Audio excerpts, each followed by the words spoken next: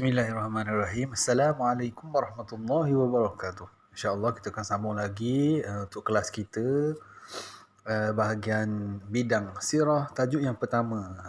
Apa tajuk dia? Era pemerintahan kerajaan Islam. Okay, cuba tengok nota yang saya sediakan ni. Kerajaan Islam yang berjaya menguasai dunia selama 1400 tahun lamanya. Okay, kita boleh tengok era yang pertama, zaman Nabi sendiri, zaman Rasulullah, daripada 622 Masihi hingga 632. Kemudian disambung dengan zaman Khulafa Ar-Rashidin. Kemudian zaman kerajaan Umayyah. Kemudian yang keempat zaman kerajaan Abbasiyah. Dan yang kelima zaman kerajaan Uthmaniyah. Okay, jadi ni 5 era zaman. Okay, yang pertama tu yang dipimpin oleh Nabi sendiri. Yang kedua pula Khulafa Ar-Rashidin.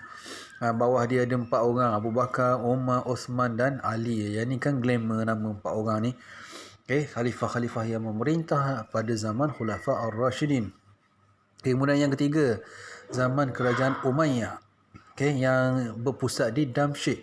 Dan antara khalifah yang terkenal pada zaman Umayyah ialah Muawiyah bin Abi Sufyan. Kemudian Abdul Malik bin Marwan. Al-Walid bin Abdul Malik, Umar bin Abdul Aziz. Ni antara, dia ramai sebenarnya, tapi ni antara yang glamour yang ada daripada kerajaan Umayyah. Kemudian disambung, bila Umayyah jatuh, disambung oleh kerajaan Abbasiyah yang berpusat di Baghdad, di Iraq. Antara khalifah dia yang terkenal Abu Al-Abbas As-Safah. Ni adalah pengasas dia. Kemudian Abu Ja'far Al-Mansur, Harun Al-Rashid, Abu Ja'far Al-Ma'mum. Dan yang kelima ialah kerajaan Uthmaniyah. Okay, pusat pemerintahan di mana? Di Istanbul, di Turki. Dan antara sultan yang terkenal dia adalah Sultan Uthgul. Ni yang mengasaskan kerajaan Bani Umayyah. Kemudian Sultan Muhammad Al-Fatih. Kemudian Sultan Sulaiman Al-Qanuni. Ni 5 era yang hebat Islamnya satu ketika dulu. Okay, kita tengok yang pertama. Okay, selepas Nabi wafat, kemudian disambung oleh zaman Khulafa Ar-Rashidin. Kita akan belajar 2 orang daripada Khulafa Ar-Rashidin. Yang pertama Abu Bakar As-Siddiq. Okay, ketegasannya, tegas dalam memerangi 3 golongan. Yang pertama, orang-orang yang murtad. Lepas Nabi meninggal dunia, Nabi wafat, ramailah orang yang keluar daripada Islam. Terpaksalah Abu Bakar memerangi golongan-golongan ini. Yang kedua, Nabi palsu. Ada pula yang mengaku sebagai Nabi. Ni pun masalah juga. Yang ketiga, golongan yang tak nak bayar zakat. Ni antara masalah dia. Okay. Dalam bab yang kedua, berpandangan jauh. Mengarahkan Zaid bin Thabit mengetuai usaha menghimpunkan tulisan ayat Al-Quran yang terdapat pada kepingan-kepingan batu, tulang pelepah tamar dan kulit haiwan. Kemudian antara sebab dikumpulkan kerana ramai penghafaz Al-Quran terkorban dalam peperangan Yamamah. Ini antara sebab kenapa Abu Bakar As-Siddiq dibuat usaha untuk menghimpunkan semula. Okey, kemudian setia dengan arahan Nabi, iaitu meneruskan tindakan Nabi untuk menghantar Usamah bin Zaid sebagai panglima tentera Islam kepada kerajaan Ghassan kerana telah membunuh utusan Rasulullah. Okay, kemudian seterusnya mengamalkan syura, mengambil kira pandangan para sahabat dalam menentukan strategi perangan menentang Rom dengan strategi pembahagian 4 pasukan tentera sehingga berjaya menawan negeri Syam.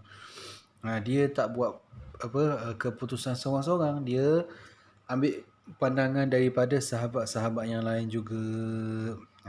Ni seorang. Kemudian yang kedua, kita akan tengok Umar bin Al-Khattab. Yang pertama, ketegasan dia menggantikan kepimpinan Khalid bin Al-Walid sebagai panglima angkatan tentera Islam dengan Abu Ubaidah Al-Jarrah semasa perang Yamamah. Dia tukar. Okay, dia tukar daripada Khalid kepada Abu Ubaidah. Kemudian yang kedua, dia seorang yang adil. Okay, memastikan kebajikan rakyat terpelihara dengan meninjau sendiri keadaan rakyatnya. Umar Al-Khattab ni memang dia jenis orang yang turun padang. Dia tengok sendiri apa masalah yang dilalui oleh rakyat dia. Kemudian berfikiran terbuka, bersedia ditegur oleh Nabi. Ni perangai Umar Al-Khattab. Dia tak kisah dibuat apa-apa dan dia memang dah sedia kalau Nabi menegur perbuatan dia. Yang kedua, menerima pendapat daripada sahabat Abu Bakar tentang pembebasan tawanan perang Badar kerana menghormati keputusan mesyuarat. Dia tak keras dengan keputusan dia sendiri. Dia terima pendapat orang lain juga. Kecekapan dia menubuhkan majlis syura. Ni antara benda yang dibangunkan oleh Umar Al-Khattab. Menubuhkan beberapa jabatan baru, antaranya Dewan Mengemaskini Baitul Mal. Baitul Mal ni pusat harta. Mana-mana harta zakat, rampasan perang disimpan di Baitul Mal. Kemudian dia membahagikan wilayah Islam kepada beberapa bahagian pentadbiran di bawah kuasa seorang gubernur yang cekap seperti Muawiyah bin Abu Sufyan dan Amru bin Al-As. Ini adalah antara kebijaksanaan Sayyidina Umar bin Al-Khattab. Sekadar tu dulu kelas kita untuk hari ini. Wallahu alam. Assalamualaikum.